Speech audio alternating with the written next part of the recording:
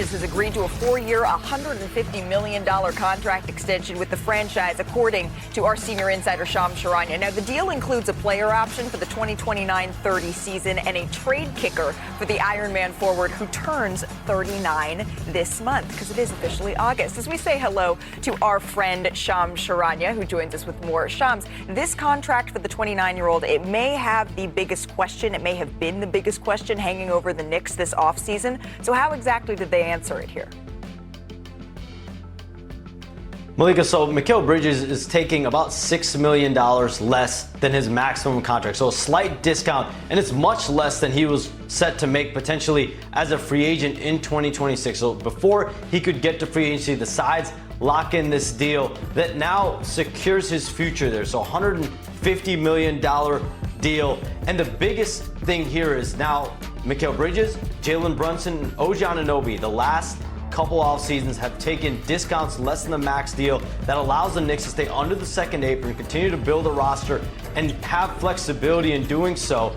And Mikal Bridges, the most durable player in the NBA, guards all the top all-star caliber players around the league on a nightly basis. And so this is a Knicks team that now has Brunson, Mikal Bridges, OG Anunoby, Josh Hart, Karl-Anthony Towns, all locked in. They've got their top 5 players all locked in for the foreseeable future. $726 million total between these 5 players. And Mikal Bridges had the biggest questions. What would his future be moving forward? He did have an up and down year at times. So for him to lock in $150 million, he is now off the board, as well as Jalen Brunson. Those are obviously 2 guys that have had major extensions the last 2 years. And an interesting wrinkle, Malika, Mikal Bridges is now ineligible to be traded for the next 6 months. He is off the board. So if there is a major move around the league the next several months, and if the Knicks are involved, Mikal Bridges will not be involved in that. Oh, Shams, I'm not very good at math, but by my math, not eligible to be traded for 6 months. The trade deadline, it is 6 months and 5 days away. So maybe not for the next couple of months, but it's not off the board for the entire season. Shams, as always, we appreciate the insight.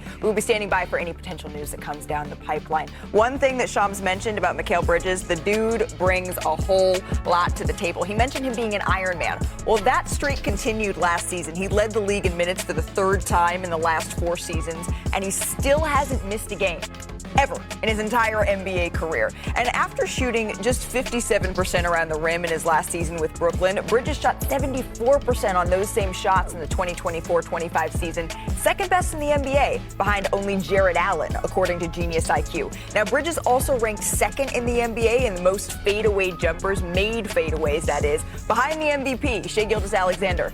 But actually, Bridges had a better field goal percentage than SGA on those fadeaway jumpers when they were heavily contested. Also, according to Genius IQ, Bridges lived up to his reputation as that lockdown defender, was one of just 6 players to take at least 1,000 half-court matchups against players to make last year's All-Star game. So, Aman, clearly he brings so much for the table here. I don't know that we saw the best from Mikal Bridges when you look at his entire season last year for the New York Knicks. Obviously, you think of those big blocks he had against the Boston Celtics, but how can the Knicks maximize him?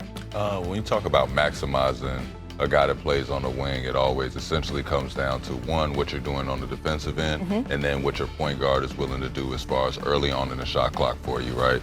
So making somebody like Mikal Bridges dangerous is getting him out in transition for pitch ahead so that he can be creative, he can get out there on the floor, enjoy himself. That's what gets you smiling, that's what gets you confident, and that's what starts making shots fall down for you. When you talk about a streaky shooter, making him a streaky shooter is when you give him less touches and expect more efficiency out of him.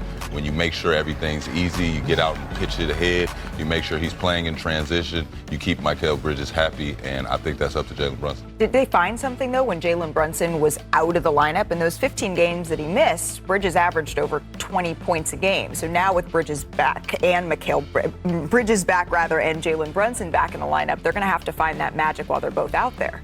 Well, Mike Brown's in this lineup, too. Yeah. And I think Mikal, if he's being honest, probably wasn't happy with how he's been used offensively since he's been with the Knicks. Not speaking for him, just my guess.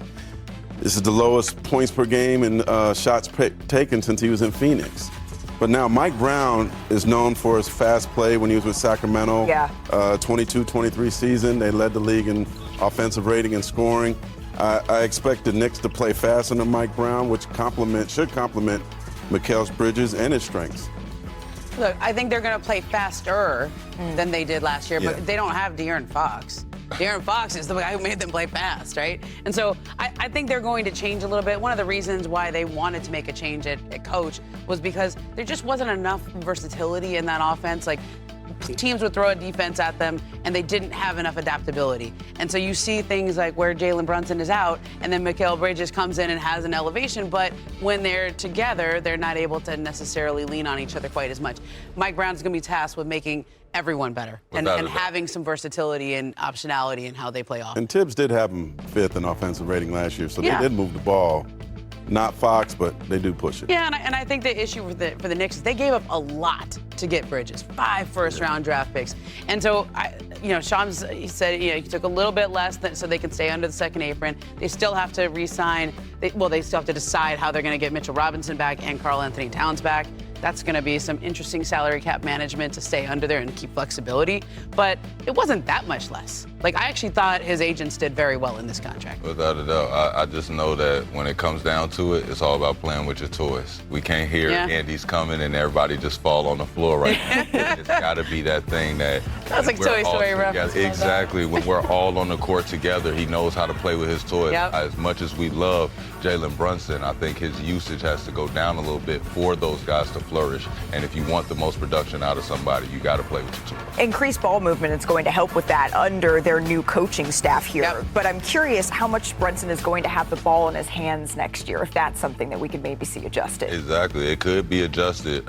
We don't want it to happen at the wrong times. I think you still want him to be who he is, right? You have to be ball dominant sometimes to get a lot of the things done that you have to do in the league. But when you say pick your spots, we're talking about fourth quarters. Time to do that. Throughout the game, you can make sure you share the sugar a little bit more, and I think it has to be a conscious thing for Jalen Brunson. It can't be one of those things where the game's coming to him. Sometimes it goes against your personal what you have going on, but you know these things. I'm sacrificing just a little bit for you guys. I might not sacrifice millions. Which he did. He made sure to sacrifice a couple just to make sure everyone could sign. Without a doubt, but it's one of those things where it's easier to make sure to say, hey, man, I'm going to let you have this. I'm going to let y'all have that. We can all still get our numbers. We can all still have a rhythm toward the end of the game. And at the end of the game, you guys know I'm going to have the ball in my hands a little bit more, but I'm going to make sure we get across the finish line. And you know the thing that cures everything is winning, right? And the Knicks, they believe in Bridges enough to invest $150 million. The odds makers, they believe in New York as well, because outside of the Thunder, the Knicks have the best 2026 title odds as the calendar turns to August. Do you, Mark, see New York as the biggest threat to OKC? Stuff like this. I mean, I guess they're the biggest threat because they'd be coming out of the East. That's why. I do think their team is better. You know, I love Tibbs, but Mike Brown's a really good coach too. They got some shooting coming in. Yabusele and JC coming in. That's what they're missing. They're the last team standing from the East, right? The Celtics aren't going to be there. Giannis not going to be there. Cleveland has to prove themselves. Yeah, I like the Knicks. Yeah, I love the Knicks. You know, guys. You were wiggling. You like the Knicks. I do.